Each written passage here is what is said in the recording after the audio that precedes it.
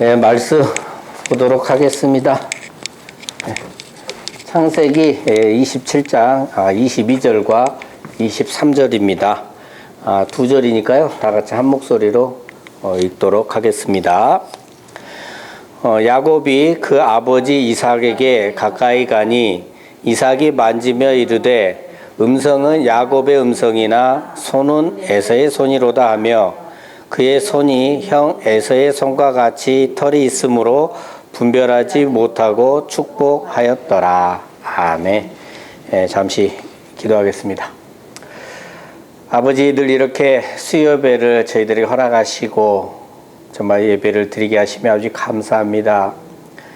아버지, 우리가 정말 늘상 드리는 예배, 정말 어찌 보면 감흥도 감사함도 없을 수도 있습니다. 그러나 아버지, 우리들이 매번 드리는 이 예배가 얼마나 중요한 시간인지 우리 스스로 깨닫게 하시고, 정말 예배 시간마다 정말 하나님의 음성을, 그 생명의 말씀을 우리가 듣기 위해 정말 우리가 할 수 있는 모든 최선을 다할 수 있도록 그러한 우리들이 될 수 있도록 바꿔주시옵시고, 오늘 이 예배 시간을 축복하여 주셔서 정말 주님께서 주시고자 하는, 저희들에게 주시고자 하는 그 말씀을 온전히 다 받아 먹을 수 있는 귀한 시간이 될 수 있도록 역사하여 주시옵소서.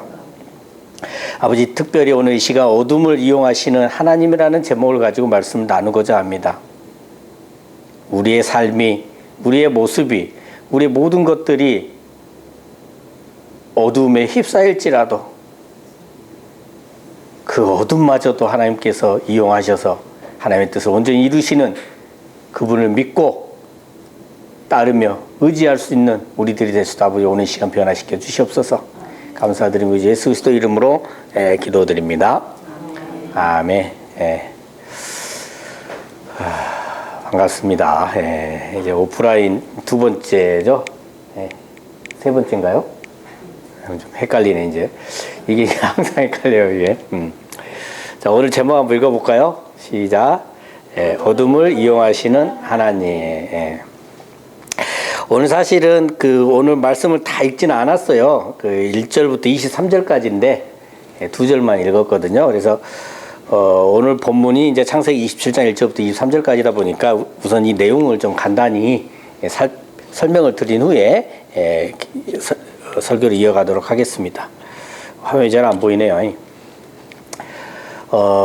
이삭이 나이가 많아가지고요, 눈이 어두워서 잘 보지 못하게 됩니다. 그러자 이제 이삭은 이렇게 맏아들 에서를 이렇게 불러서요, 내가 이제 늙어 언제 죽을지 모르니 들에 가서 나를 위하여 사냥을 해서 내가 즐기는 별미를 만들어 갖고 와라. 그럼 내가 그것을 먹고 죽기 전에 너한테 마음껏 축복을 하겠다라고 이렇게 얘기를 합니다. 근데 요즘 여러 가지 드라마들 여러분 보신가요? 그거 보면 어째요? 꼭 중요한 순간에는 반드시 누군가가 듣고 있죠. 그잖아요. 오늘 본문도 마찬가지예요. 이삭이 에서한테 이렇게 중요한 말을 하고 있는데 누가 듣냐? 아내 리브가가 듣고 있습니다. 그래서 이삭은 이제 맏아들 에서를 사랑하고 어머니 리브가는 둘째 야곱을 사랑하잖아요. 그죠? 아무튼 에서가 이제 사냥을 하러 들로 나가니까 어머니 리브가는 야곱에게 이 사실을 말해줍니다. 그리고 이제 서로 모사를 꾸며요. 그래서 너는 빨리 가서 좋은 염소 새끼 2마리를 가져와라. 그럼 내가 그것으로 네 아버지가 즐기는 별미를 만들어 줄 테니까 네가 그것을 아버지께 가져다 드려 잡수게 하고 네가 형 에서 대신에 축복을 받아라. 뭐 이렇게 얘기를 합니다. 근데 에서는 털이 많은 사람이고 야곱은 반대로 매끈매끈한 사람이에요. 털이 없어요. 그러니까 야곱은 자기가 생각했을 때 아버지 이렇게 만지면 자기가 털이 없잖아요. 그러니까 복은 고사하고 저주를 받을까 이제 무서워합니다. 그래서 어머니 리브가에 말을 하죠. 그렇게. 그러니까 어머니가 뭐라 하냐 야곱한테, 만약에 저주가 내려지면 그 저주는 어머니는 내게 돌릴 테니까 너는 걱정하지 말고 염소 새끼 2마리를 가져오라고 명령을 해요. 이때부터 명령을 하기 시작합니다. 그래서 야곱은 염소 새끼 2마리를 가져오죠. 그리고 어머니 리브가는 이제 별미를 만듭니다. 그리고 이제 리브가는 에서의 좋은 옷을 야곱에게 갖다 입히고요.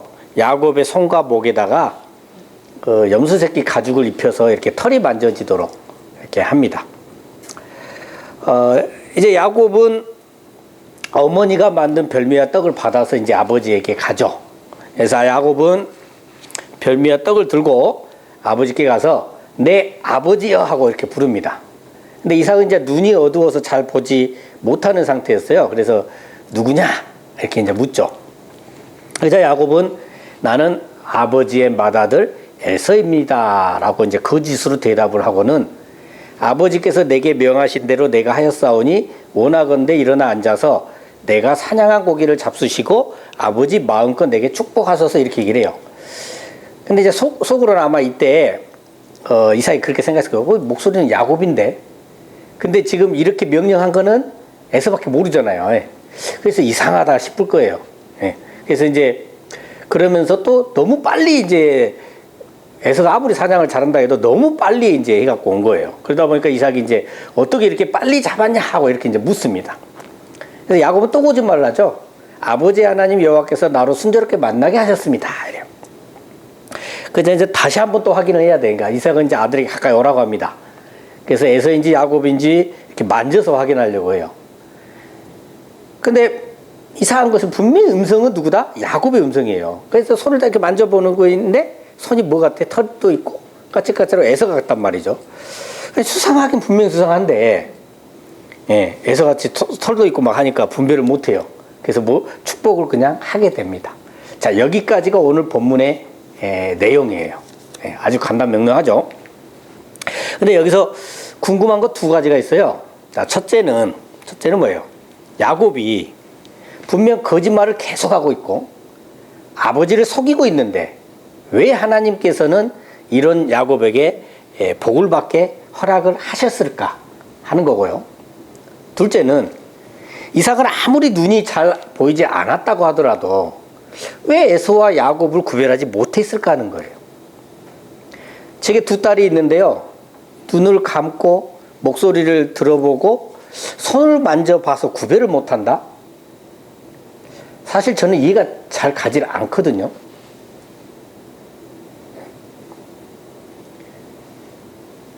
자, 그럼 먼저 하나님께서는 왜 거짓과 속임수를 일삼는 야곱이 복을 받도록 허락하셨는가에 대해서 살펴보고자 합니다. 그 답은 에서와 야곱이 태어난 그 성향을 보면 알 수가 있어요. 물론 이제 창세기 25장 23절로 26절 말씀을 보면 여호와께서 일러주신 말씀이 이루어지고 있는 것을 알 수가 있어요. 자, 오늘 본문의 사건을 통해서 두 민족이 나뉘게 됩니다. 나뉘게 돼요. 두 민족이 나누기라 그랬잖아요. 그래서 다음 주에 이어질 창세기 27장 24절 46절을 보면 야곱이 삼촌 라반에게 도망을 가면서 이제 본격적으로 둘로 나누어지게 되거든요. 그리고 큰 자가 어린 자를 뭐해라? 섬기리라 이랬잖아요. 이 말씀이 이제 이루어지는 거죠. 그러니까 큰 자는 먼저 나온 자 누구예요? 에서고 작은 자는 후에 나온 아우 누굽니까? 야곱이잖아요. 그러니까 에서와 야곱은 태중에서부터 싸웠고 태어날 때부터 야곱은 에서의 이렇게 발꿈치를 잡으면서 이 오늘 본문의 사건을 일으키고도 남을 그런 애로 이렇게 태어나요. 야곱이. 그죠? 자, 근데 에서와 야곱의 성향을 좀 보면요. 장성하면서 에서는 익숙한 사냥꾼인 들사람이 되고 야곱은 조용한 사람으로 장막에 거주합니다. 그죠? 그리고 이삭은 에서가 사냥한 고기를 좋아하기 때문에 에서를 사랑하고 리브가는 그 여호와께로부터 받은 말씀이 있잖아요. 리브가가 받았어요. 큰 자가 어린 자를 섬기리라. 이 계시의 말씀을 직접 받다 보니까 그래서 그런지 아무튼 야곱을 사랑을 합니다. 자, 또 에서는 세상 것을 잘 얻을 수 있는 익숙한 사냥꾼 들사람이 되었다라는 거예요. 그러니까 에서는 뭐냐면 세상에 속한 사람이라는 것입니다. 근데 반면 야곱은 장막에 거주하잖아요. 장막은 뭐라 했어요? 어느 날 교회처럼 하나님을 섬기고 예배하며 기도하는 곳으로 생각을 하면 좀 된다고 이렇게 말씀을 드렸어요. 그러니까 야곱은 누구한테 속한 사람이다? 하나님께 속한 사람이라는 겁니다. 자, 그러면 누가 복을 받아야 됩니까? 예? 답이 안 나와요? 자, 요한일서 5장 19절 보면요. 우리는 하나님께 속하고 온 세상은 악한 자 안에 처한 것이다 라고 했잖아요. 그러니까 세상을 향해 있는 에서는 뭐예요? 악한 자 안에 처한 거예요. 야곱은 하나님께 속하여 있기 때문에 당연히 야곱이 복을 받게 되어야 하죠. 물론 이제 야곱이 좀 더 착했으면 좋겠고요. 좀 더 훌륭한 아이였으면 좋겠고 합니다. 또 상황이 이삭도 분명히 리브가로부터 큰 자가 어린 자를 섬기리라는 여호와의 말씀을 전해 들었을 거예요. 그럼 그냥 이삭이 어째요? 여호와의 뜻에 따라 야곱을 축복해 주었으면 오늘 본문 같은 이런 사단이 일어나지 않을 텐데 하는 그런 아쉬움도 조금 있어요. 우리도 이제 아이들을 키우다 보면 그러잖아요. 좀 착하고 훌륭하게 자라줬으면 좋겠는데 마음대로 되지 않을 때가 있어요. 그렇다고 하더라도 자식에게 축복해주면 주었지 자식한테 저주를 이렇게 하지는 않잖아요. 그죠? 그러니까 하나님께서도 하나님께 속한 하나님의 자녀이기 때문에 축복을 해 주시는 겁니다. 에서가 세상에 속한 자라는 것은 오늘 본문 바로 직전에 나오는 창세기 26장 34절로 35절을 봐도 명확히 나옵니다. 에서는 40세에 이방인의 아내들을 맞이하잖아요. 그러니까 자신을 돕는 배필을 하나님의 자녀들이 아닌 세상에 속한 자들로 맞이를 한 겁니다. 자, 여러분, 세상에 속한 에서가 축복을 받아야 됩니까? 하나님께 속한 하나님의 자녀인 야곱이 축복을 받아야 합니까? 답은 명확하죠. 하나님의 자녀가 축복을 받아야 합니다. 그건 당연한 거예요. 축복이라는 것은 아버지신 하나님께서 주는 것이니까 당연한 겁니다. 그래서 하나님의 자녀인 우리들도 무엇을 받아요? 축복을 받는 거예요. 우리가 뭘 잘해서 받는 게 아니라. 근데 이렇게 말하면 또 이 축복을 세상의 물질이나 명예로 생각하시는 분들이 많아요. 제발 좀 세상 것에서 벗어나시기 바랍니다. 우리는 뭐 세상에 연연하는 그런 존재들이 아니에요. 여러분, 가장 큰 축복은요, 예수 그리스도를 통한 영원한 구원, 하나님의 나라, 천국의 삶이 허락되는 것이에요. 이런 큰 축복을 여러분과 저는 지금 받아서 누리고 있지 않습니까? 예. 그래서 뭐 세상 축복 안 줬다고 불만하지 마시고 항상 감사함으로 하나님과 기도로 대화하시면서 그렇게 살아가시기 바랍니다. 네. 자, 이제 두 번째 궁금증을 한번 해결을 해 보시게요. 뭐였습니까? 왜 이삭은 에서와 야곱을 구별하지 못했을까 하는 거예요. 근데 우선 보면 이삭은 오늘 본문에서 참 이해가 안 되는 일들을 많이 합니다. 자, 이삭은 왜 에서에게 축복을 하려고 했을까요? 이삭의 아버지 아브라함은요, 반드시 이삭이 누구랑 결혼하도록 했어요? 친족. 그렇죠? 그 이삭도 그 이유를 잘 알고 있습니다. 그런데 맏아들 에서는 친족이 아닌 이방인인 핵 족속에게서 아내들을 맞이했고 그 일로 이삭 자신도 어찌 되세요? 마음에 근심을 했단 말이에요. 그죠? 또 여호와께서 아내 리브가를 통해서 계시해 주신 큰 자가 작은 자를 섬기라는 말씀도 분명히 알고 있을 겁니다. 어떤 식으로든 리브가로부터 들었을 테니까요. 그럼 이삭은 분명 야곱에게 축복을 해야 맞을 것 같은데 이상하게 에서에게 축복을 하려고 합니다. 또 한 가지 더 이상한 것은 이삭은 왜 한 명의 아들만을 불러서 축복을 하려 했을까 하는 거예요. 당시에는요, 죽음을 앞둔 사람이 이렇게 축복을 할 때 자신의 모든 남자 친척들을 이렇게 불러서 놓고요, 공개적으로 그들에게 축복을 했어요. 그래서 뒤에 창세기 49장을 보면요, 야곱도 죽음을 앞두고는 아들들을 불러 모아놓고 축복을 하고요. 또 창세기 50장 24절로 25절을 보면 요셉이 죽기 전에 형제들을 불러놓고 유언을 남깁니다. 이런 것들을 볼 수가 있어요. 이것도 안 맞잖아요, 지금. 그죠? 이삭은 방금 전에 말씀드렸던 바와 같이 에서가 이방인의 핵족 속에서 아내들을 맞이했고 또 아내 리브가가 여호와께로 또 받은 계시의 말씀도 큰 자가 작은 자를 섬기라고 했기 때문에 만약에 두 아들들 한 자리에 불러 모으면 어떻게 될까요? 이삭에게 축복하지 못할, 아니, 이삭이 에서에게 축복을 하지 못할 수도 있을 거라는 생각을 분명히 이삭은 했을 겁니다. 그죠? 그리고 이삭은 에서에게 모든 축복을 다 주기 위해서 지금 야곱을 배제하고, 에서만을 이렇게 부른 것일 수도 있어요. 실제로 이삭은 이렇게 야곱을 에서인 줄 알고 축복을 하잖아요. 근데 모든 축복을 다 해버립니다. 그래서 나중에 느껴온 진짜 에서한테는 축복을 해주지 못하잖아요. 그죠? 자, 그럼 이삭은 지금 보면 지금까지 제가 말씀드린 바를 토대로 생각을 해보면 그럼 여호와의 뜻을 정면으로 거역하고 있는 거 아닌가요? 그렇게 보여지잖아요. 감히 이삭이 믿음의 족보에 들어가 있는 이삭이 하나님을 여호와의 뜻을 정면으로 거역한다. 왜 그럴까요? 겁대가리 상실해 버렸을까요? 이유가 뭘까요? 이유가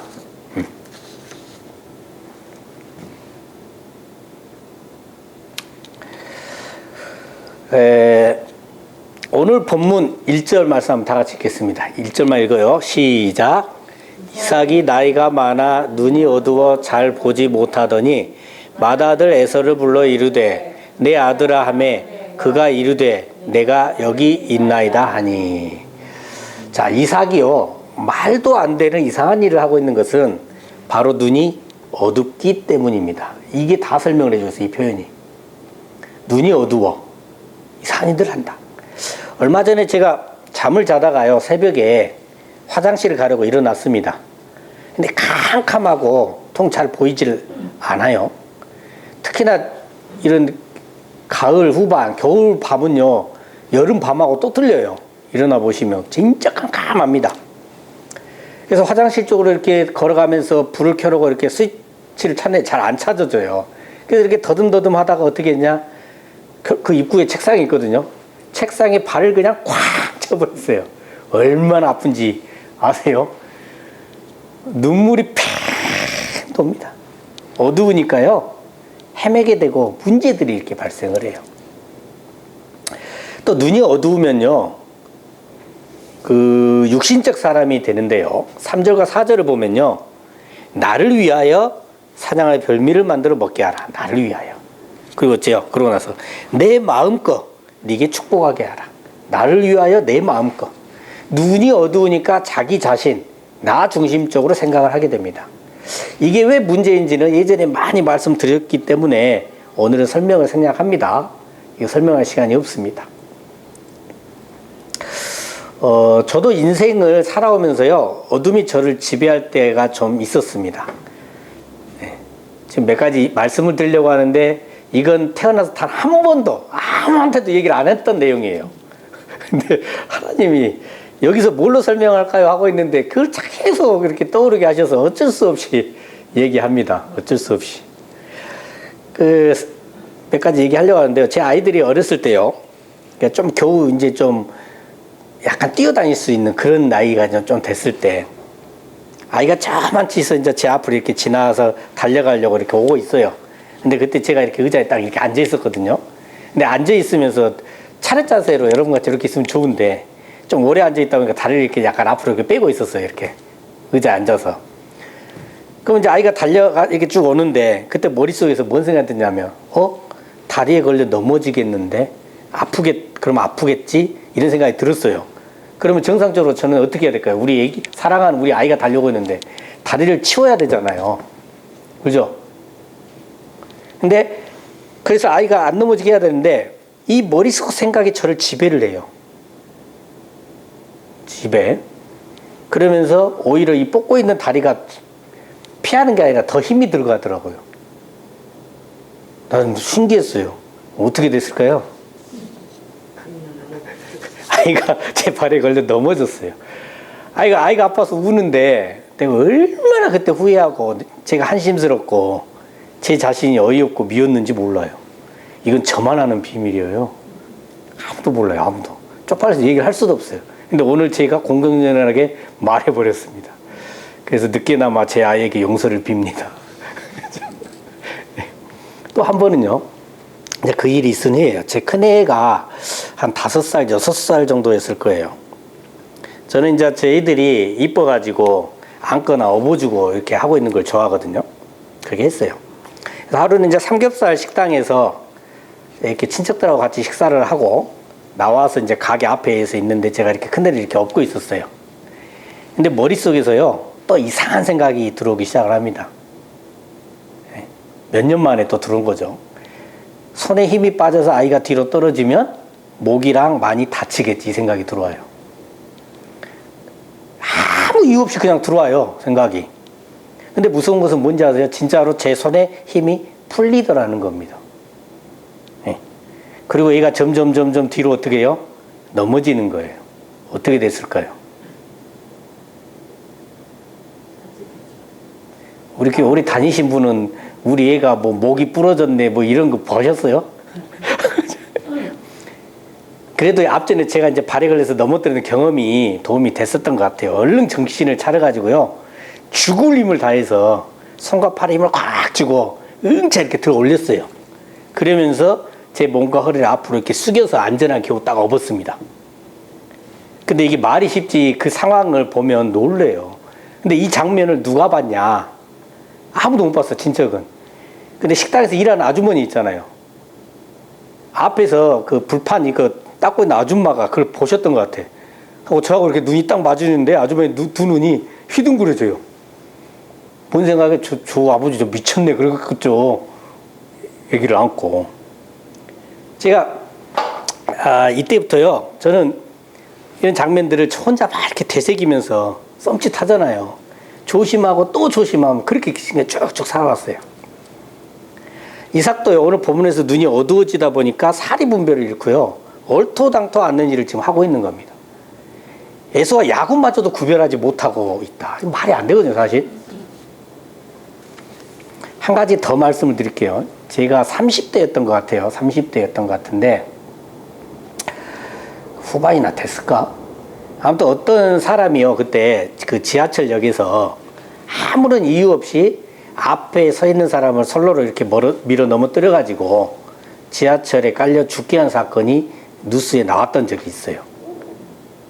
여러분 기억 안 나시죠? 예. 저는 기억이 날 수밖에 없어요. 근데 그 사람과는 그 민 사람하고 죽은 사람하고요, 전혀 모르는 사람이고 아무 관계가 없어요.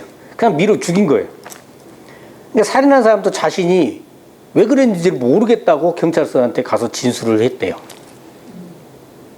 저는 그 기사를 접하면서 또 참 세상 말세다, 말세. 예? 말도 안 되는 일들이 벌어지고 있네 하면서 그 사람 흉을 봤었어요. 그리고 나서 이제 좀 시간이 지나서 이제 제가 서울에 일을 좀 보러 갔거든요. 근데 저는 서울을 가면 저도 주로 지하철을 타고 다닙니다.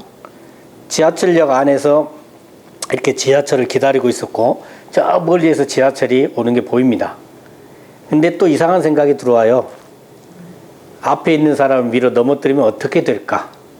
잔인하게 넘어져 죽겠지 하면서 그 생각이 저를 지배하는데, 실제로 있잖아요, 제 손과 팔이요, 가슴 높이로 올라오면서 그 사람 등 뒤에까지 제 손이 가 있었어요.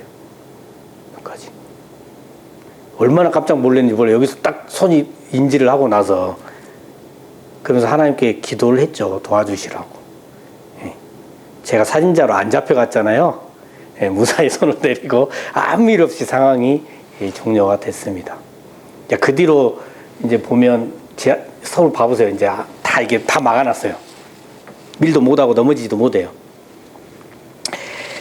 여러분, 이렇게 어둠에 휩싸이면요, 정말 무섭습니다. 제가 무서우신가요? 걱정하지 마세요. 지금은요, 그런 악한 어둠의 세력을 다 몰아내고요, 전혀 그런 것이 없습니다. 없어요. 안 그런 지 굉장히 오래됐어요. 10여 년 이상 다 됐습니다. 그러니까 안심 안 하셔도 됩니다. 예. 저 피하지 마세요. 피할까 걱정이네. 아무렇지도 않습니다. 예. 그러니까 이건 이제 나도 이해가 안 되는 예를 들어드린 거잖아요. 각자가 어떤 그걸 갖고 있을 수도 있고 없을 수도 있어요. 예? 없을 수도 있어요.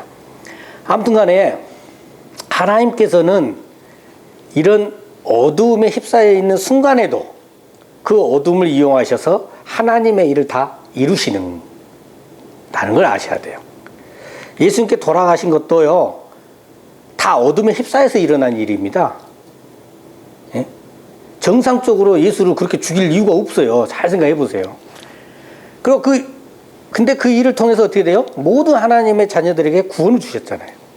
이처럼 하나님께서는 어둠마저도 사용하셔서 하나님의 일을 다 이루신다는 거죠.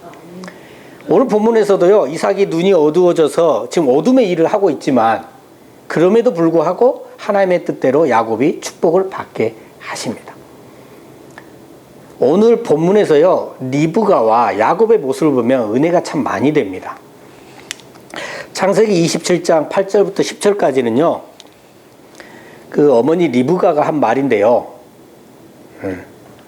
여기에서 나오는 이 명령하다, 이 단어는 히브리어로 짜바예요, 짜바. 이 짜바라는 동사가요, 이 여성 주어하고 함께 쓰이는 것은 엄청나게 매우 드문 일이에요. 그러니까 이것은 뭐냐면 지금 리브가가 어머니로서 할 수 있는 모든 권위를 총동원하고 있다는 겁니다. 그리고 만약에 있어질 수 있는 저주까지도 누가 받겠다? 자신이 받겠다 하면서. 하나님이 말씀하신 그 계시가 이루어지도록 하기 위해서 지금 어머니 리브가가 느낀 건 뭘까요? 아, 이거 자칫 잘못하면 어쩐다. 하나님의 말씀이 어긋나서 에서한테 가버릴 수도 있겠다. 그래서 뭘 걸었어요? 자기 모든 걸 다 걸었잖아요, 지금. 저주도 내가 받겠다. 이런 리브가의 모습, 자기 자신을 아끼지 않고, 네? 이런 모습들이 십자가의 고통과 죽음까지도 모두 다 온전히 내어주신, 저주까지 다 받으신 예수 그리스도 모습을 보여주고 있는 겁니다. 자, 본문 14절부터 17절까지 다 같이 한번 읽어볼게요. 4절입니다. 다 같이 시작. 그가 가서 끌어다가 어머니에게로 가져왔더니 그의 어머니가 그의 아버지가 즐기는 별미를 만들었더라. 리브가가 집안 자기에게 있는 그의 맏아들 에서의 좋은 의복을 가져다가 그의 작은 아들 야곱에게 입히고 또 염소 새끼의 가죽을 그의 손과 목에 매끈매끈한 곳에 입히고 자기가 만든 별미와 떡을 자기 아들 야곱의 손에 주니. 자, 어머니 리브가가 야곱의 저주까지도 자신에게 돌리겠다고 하면서 자신이 시킨 대로 따르라고 했잖아요.